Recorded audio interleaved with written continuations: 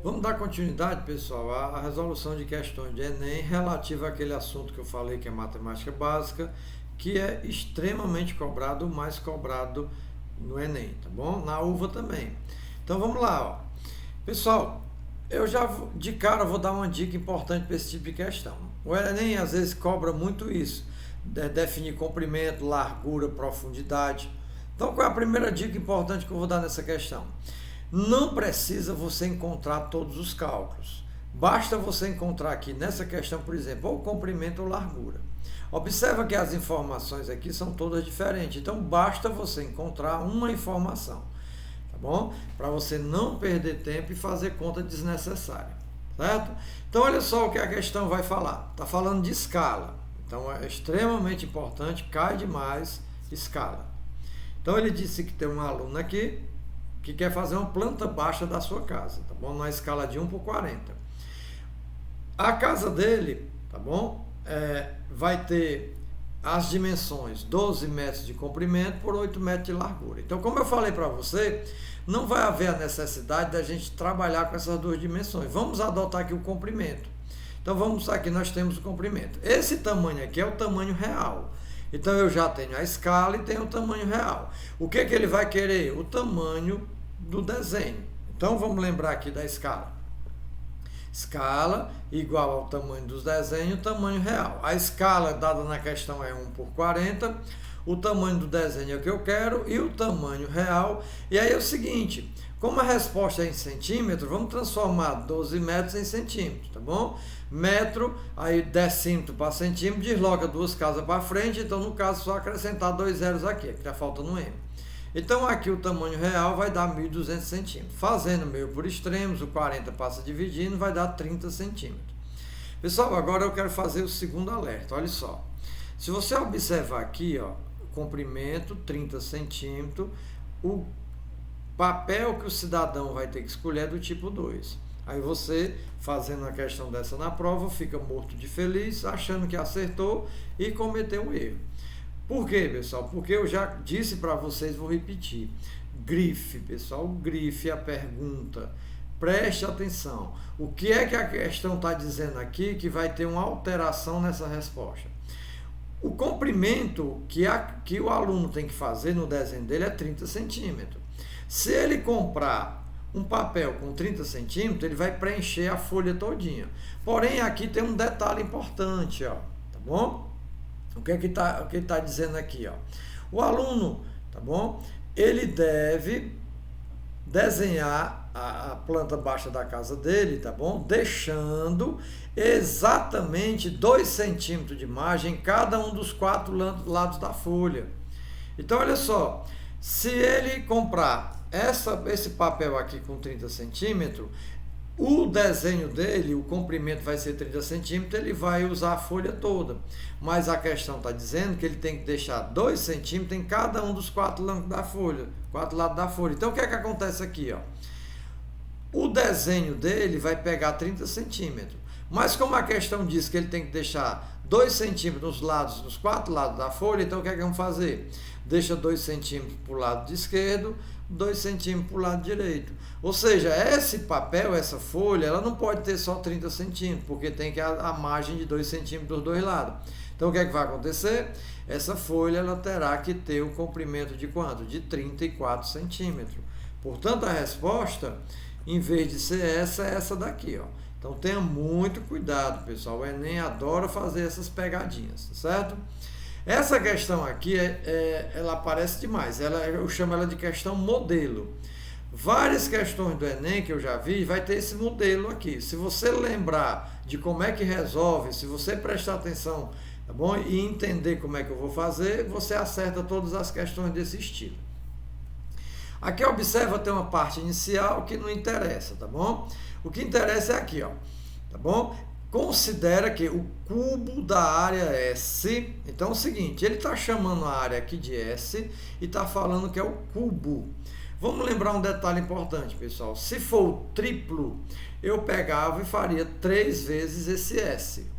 Mas aqui não é triplo, pessoal, é cubo. O cubo é uma potência, ou seja, é elevado a 3. Então eu tenho que pegar esse S e elevar a 3. Então tá aqui, ó, S elevado a 3. Ele falou que esse cubo da área S é proporcional. Aí é que eu faço o segundo alerta.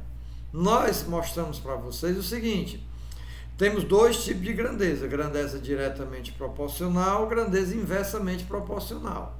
Porém, aqui a questão não disse para nós se é direta ou inversa. Então fica aqui a dica extremamente importante. Quando a questão não informar se é direta ou inversa, você vai usar direta, tá bom? Então, quando ele falar que a grandeza é proporcional, simplesmente, então é direta. E outra coisa que a gente já mostrou. Pessoal, se a grandeza é direta, a gente divide. Eu já expliquei isso no vídeo anterior. Se for inversa, eu multiplico. Se for direta, eu divido. Então, eu vou dividir. É por isso que tem esse tracinho de dividir aqui, ó. Tá bom? Dividir por quem? Pelo quadrado da massa M. Então, ele está chamando a massa da letra M, só que ele quer o quadrado. Vamos lembrar, se fosse o dobro, seria 2 vezes o M. Mas como é o quadrado, é uma potência. Então, eu vou pegar esse M e elevar a 2, porque é quadrado. Então, tá aqui, ó. E aí, vai ter aquele detalhe que eu disse para vocês, que eu já mostrei. Quando você tiver uma proporção, certo? E você não tiver a constante de proporcionalidade em termos numéricos, você adota a letra K. No caso aqui da questão, observe, ele realmente mandou a gente usar a constante K. Se aqui tivesse mandado usar outra letra, eu usaria, mas normalmente a constante é K, tá bom? Então você vai igualar a K. Eu já fiz questões anteriores, no resumo também já mostrei, que a gente usa a letra K igualando aqui. Então pronto, e essa daqui é a informação. Agora, o que é que a questão deseja, tá bom? Certo? Ele quer saber a área S, ó. Ou seja, ele quer que você encontre o valor desse S. Então, o que é que eu vou fazer em primeiro lugar? É como se aqui tivesse um 1, eu faço meio por extremo. Vai ficar S ao cubo igual a K vezes M ao quadrado. Pessoal, porém, ele não quer o S ao cubo, ele quer o S. O S tem que ficar só. E aí, vamos lá de novo. Se aqui fosse 3 vezes S, esse 3 eu passaria dividindo aqui. Mas esse 3 é uma potência. O que é que eu faço? Qual é a propriedade, qual é o inverso da potência? É o radical. Tá bom? Então, o que é que eu vou fazer? Para eu deixar de escrever essa potência, eu tenho que transformar em radical. Então, vai ficar K vezes M ao quadrado. E esse índice aqui é igual ao expoente. Então, 3 aqui. Pessoal, aí aqui é o seguinte, ó, lá no 9º ano, você estudou uma propriedadezinha que aqui vai ser usada. Qual é a propriedade? Você pode escrever isso daqui, em vez de escrever o radical, você pode escrever isso aqui em forma de potência, cujo expoente é uma fração. Então, o que é que vai acontecer aqui? Preste atenção, eu vou repetir o K e o M ao quadrado. Só que esse K, o expoente dele, você não está vendo, é 1, ó. Bom, aí o que é que acontece? Esse 3 aqui, que é o índice, ele vai dividir tanto aqui, como vai dividir aqui. Isso é uma propriedadezinha lá do 9º ano. Então, a resposta aqui, ó, é a letra D. Fique atento a esse tipo de questão, tá bom? 9ª questão. Pessoal, essa questão aqui eu considero extremamente interessante. É uma questão muito legal. E aí eu vou deixar uma dica para vocês, ó. Quando você estiver tentando fazer uma questão e perceber que existe tipo uma linha do tempo, a melhor maneira de você responder essa questão é justamente desenhando essa linha do tempo. Você não vai perder tempo, você vai ganhar, tá certo? Então vamos lá rapidamente aqui, ó. Essa parte inicial não precisa, tá bom? Mas como essa questão não é tão grande, eu vou ler. Uma indústria tem um setor totalmente automatizado. São 4 máquinas iguais que trabalham simultânea e ininterruptamente durante uma jornada de 6 horas. Então, informações importantes. São 4 máquinas trabalhando numa jornada que dura 6 horas. Após esse período, as máquinas são desligadas por 30 minutos para manutenção. Então, o que é que significa? As 4 máquinas elas vão trabalhar durante 6 horas seguidas. Quando isso acontecer, elas param por 30 minutos para manutenção, certo? Se alguma dessas máquinas precisar mais manutenção, ela ficará parada até a próxima. Beleza. Certo dia, era necessário que as 4 máquinas produzissem um total de 9.000 itens. Então, essas 4 máquinas tinham que produzir 9.000 itens, tá bom? O trabalho começou a ser feito às 8 horas da manhã. Pronto, então aqui é o que eu falei, ó. Vai haver uma linha do tempo, começou 8 horas. Durante uma jornada de 6 horas, eles produziram 6.000 itens. Então vamos lá, vamos devagarinho aqui, ó. Vou construir aqui a linha do tempo, tá certo? A linha do tempo começou às 8 horas. As máquinas começaram a trabalhar às 8 horas e durante uma jornada de 6 horas, então vamos lá, elas vão passar 6 horas trabalhando. Se começou 8 horas, com mais 6 horas trabalhando, vai dar 14 horas. Tá certo? Então esse período aqui, ó, de 6 horas, vai de 8 às 14 horas. O que é que está acontecendo? Essas 4 máquinas estão trabalhando. Então as 4 máquinas estão trabalhando, certo? Beleza, isso aqui. Nessa primeira jornada de 6 horas, tá bom? Elas produziram quantos itens? 6.000 itens. Então tá aqui, ó, 6.000 itens produzidos. O que é que a questão disse? Depois que elas passam 6 horas trabalhando, aí elas param e ficam 30 minutos de manutenção. Então, olha só, como aqui parou em 14 horas, começou 8 horas da manhã, passaram 6 horas trabalhando, deu 14 horas. 14 horas as máquinas foram desligadas e passou 30 minutos de manutenção.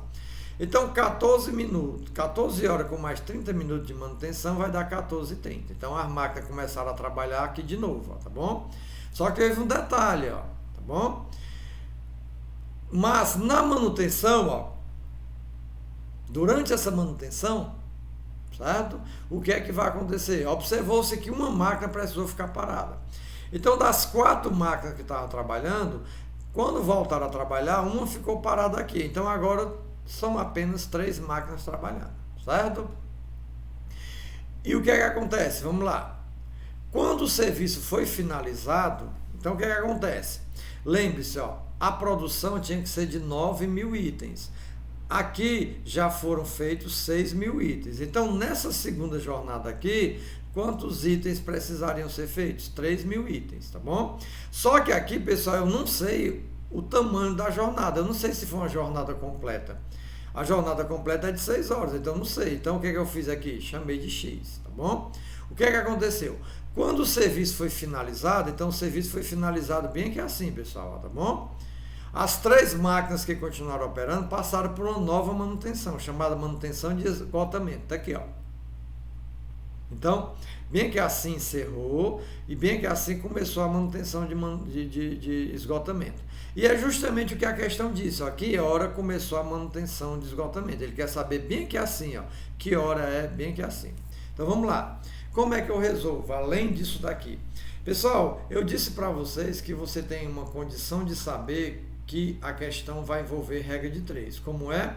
Olha só, quando houver repetição de informação. Aqui era 4 máquinas, aqui são 3 máquinas. Aqui é 6.000 itens, aqui é 3.000 itens. Aqui é 6 horas e aqui eu não sei, X. Então aqui você vai ter o que? Uma regra de 3. Onde o objetivo é encontrar justamente esse X, para saber qual é o tamanho dessa jornada aqui. Quanto tempo durou essa jornada.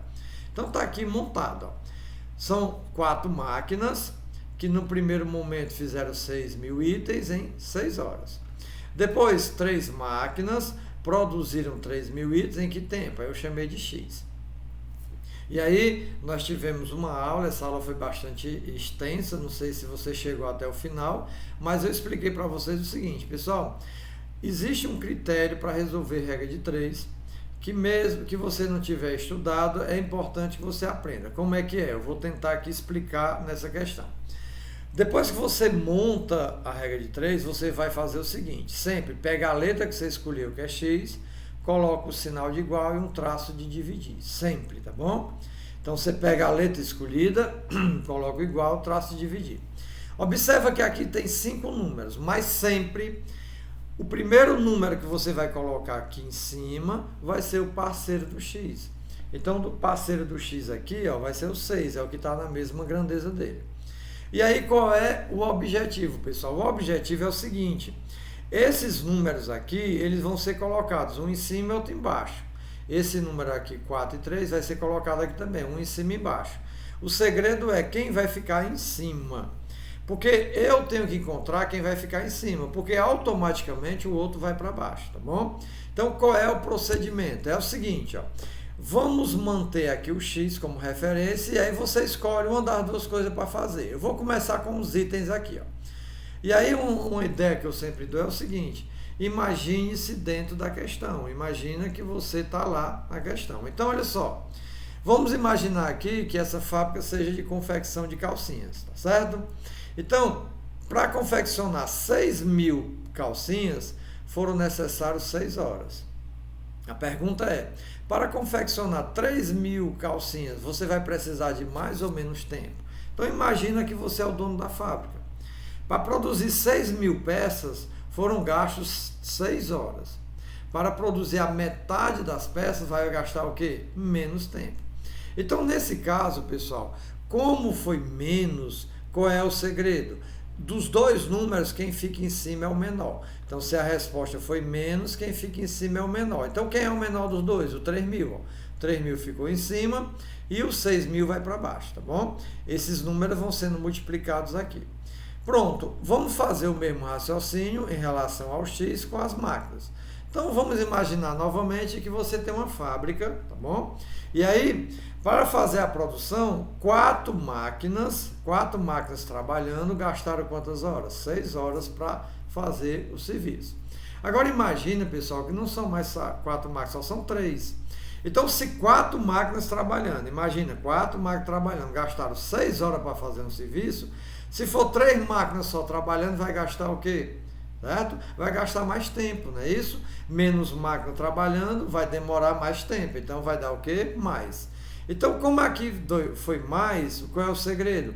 Quando a resposta for mais, quem fica em cima é o maior, certo? Quem é o maior dos dois números? É o 4. Então, o 4 ficou em cima e automaticamente o 3 vai para baixo. Então, esse é o detalhe. Se o resultado foi menos, quem vai ficar em cima é o menor. Então, aqui o 3.000 ficou em cima. O outro vai para baixo. Como é que deu mais, quem fica em cima é o maior. Pronto, olha só aqui o detalhe dessa questão, como é que você resolve bem rapidamente. Preste atenção, ó. Cancela esses 3 0 com esse 3 0. Aqui sobra um 3, esse 3 eu cancelo com esse 3.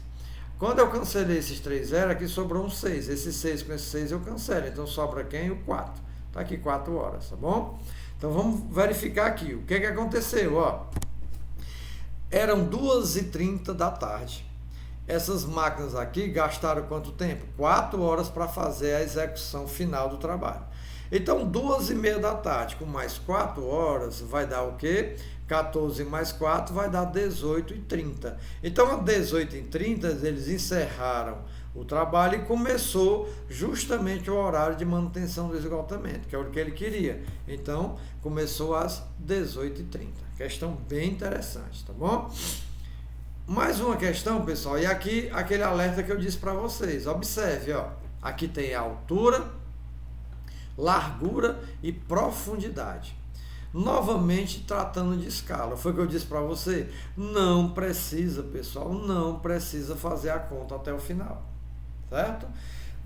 Basta você escolher uma das coisas para trabalhar, ou o comprimento, ou a largura, ou a profundidade, no caso aqui.